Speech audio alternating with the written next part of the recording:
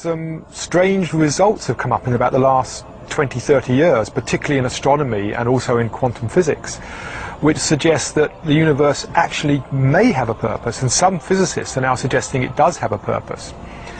And this has come out of some findings about some of the fundamental numbers in atomic physics. During the past 40 years, scientists have determined the relative strengths of each of these primary laws and forces.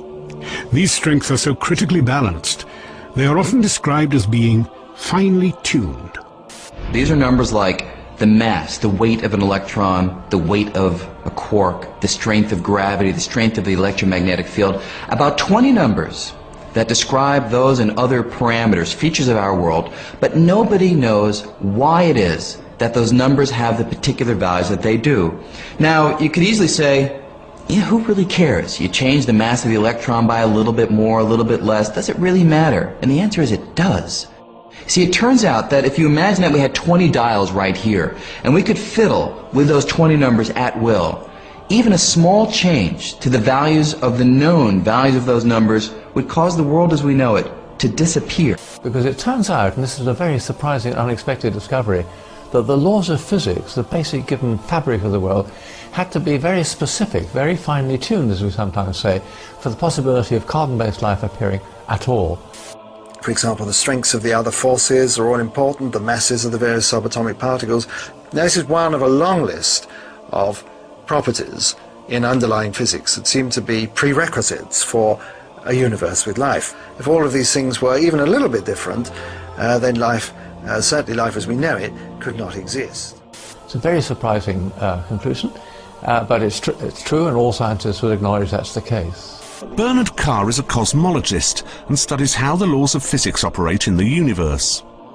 He says that the laws of nature are so finely tuned to enable complex life to exist that it is extremely unlikely that this could have happened by chance.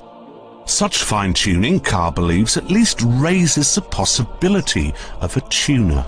This is a diagram, it's called the pyramid of complexity, and what we've got here, we've got the different levels of structure in the universe, and at the bottom we've got the things like quarks that make up the atoms, and the atoms build up to make molecules, the molecules build up to make living cells, the cells make organisms, and eventually we end up with brains and consciousness. It's rather hard to estimate what the probability is, but it was clearly very, very unlikely that those fine-tunings which allowed this pyramid of complexity to arise would be there. A very simple and central example is the question of where does carbon come from? The very early universe doesn't make any carbon. It's very simple, it only makes simple things. Hydrogen and helium, and they're pretty boring in terms of chemistry. Now, where does carbon come from? There's only one place in the whole universe where carbon is made, and it's in the interior nuclear furnaces of the stars. We are people of stardust, made of the ashes of dead stars. And it turns out that the process by which carbon is made inside the stars is an extraordinarily delicate process. In fact, it looked at first sight as though it couldn't happen at all. It's only possible because there's a very large enhancement effect, called a resonance in the tray, which makes it go much quicker than we might have expected.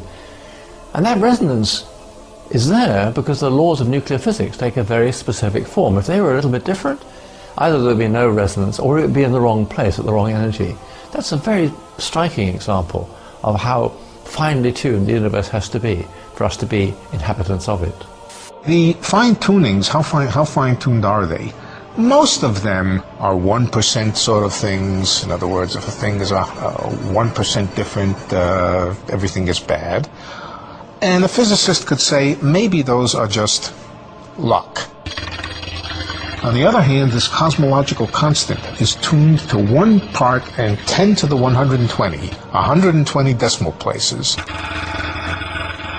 Nobody thinks that's accidental. That is not a reasonable idea, that something is tuned to 120 decimal places just by accident. That's the most extreme example of fine-tuning. No force in the history of cosmology has ever been discovered to be that finely tuned.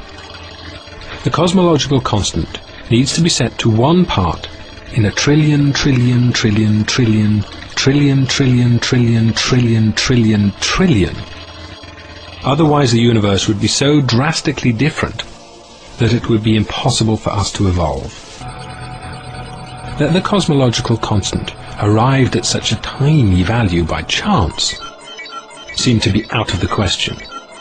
Ils sont nombreux à dire que finalement, quand on regarde l'univers, surtout à l'origine, eh bien, on constate qu'il ne peut pas être né par hasard, et que le hasard n'a aucun rôle, et que plus on remonte loin dans le temps, donc plus on remonte vers le Big Bang, plus on trouve un univers qui est ordonné, réglé, ajusté. For example, if we go back to say 1 second after the Big Bang, at that point the expansion rate and the mass density have to have been adjusted to each other just right, so that the universe is just at this critical point. If the universe at that point were expanding just 1 part in the 15th decimal place faster, the universe would have flown apart without galaxies ever having had a chance to form. On the other hand, if the expansion rate were just a little slower than what we think by change of 1 in the 15th decimal place, then the universe would in fact have expanded to a maximum size and collapsed. We would never have even reached the time in the universe at which we're living. Alors, ajuster comment? Eh bien, il existe ce qu'on appelle des paramètres cosmologiques. Ce sont des grandes constantes, la constante de la vitesse de la lumière, par exemple, qui fait 300 000 km à la seconde, 7 fois donc le tour de la Terre en 1 seconde. Il y a la constante de gravitation. Ce sont des chiffres, des données chiffrées, avec un zéro, une virgule, et puis parfois des dizaines de décimales derrière la virgule. Eh bien, si on changeait simplement une seule de ces décimales sur une seule de ces 20 constantes, l'univers ne pourrait pas apparaître. Eh bien ça signifie que le hasard n'a aucun rôle à jouer à l'origine de l'univers. How did this come about, this rather terrific luck?